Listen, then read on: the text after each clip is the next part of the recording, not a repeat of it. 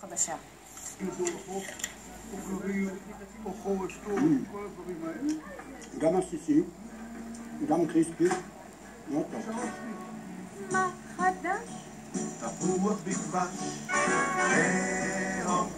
תפוח בדבש. בחוות מתתיהו שליד קיבוץ ברעם בגליל הציגו היום את הזנים החדשים של התפוחים, רגע לפני שהם תופסים את מקומם על שולחן החג. הבולט בהם שכבר אפשר לראות בשווקים, ניקולאי.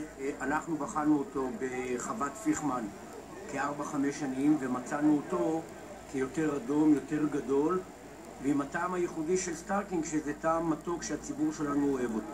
בשל צבעו העז הוא זכה לכינוי התפוח של שלגיה. אין שום ספק שבזה שלגיה נעצה את שיניה ונרדמה ל1000 שנה. תגדיר איתה. הוא שונה בטעם הגס, הוא יותר חלק כזה בפה. זה ספדונה פלוס. גם באגסים מציגים כאן חידושים, הבולט הוא ההרו 614. זה לא כמו אגס הרגיל, יש לו מרקם כזה חמתי, הוא מאוד מיצי ועסיסי. מה שמיוחד בזנים האלה שהם גם עמידים לחירחון, שזו מחלה מאוד קריטית באגס אצלנו.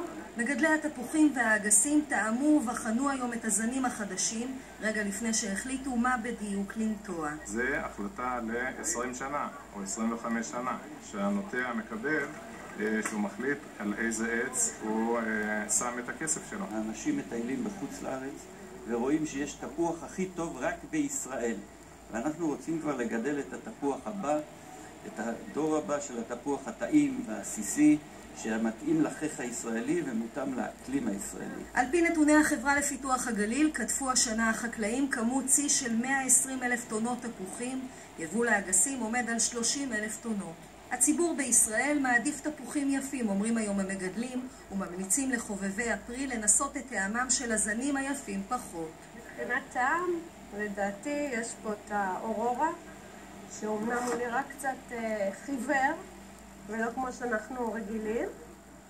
הוא נראה צהבהב, אולי הוא לא מושך בצורה, אבל בטעם הוא מאוד מאוד מיוחד, מאוד מתוק, פציח, עסיסי, ויש לו טעם מיוחד. רק לא לשנות את הטעם המסורתי. עכשיו לחדשות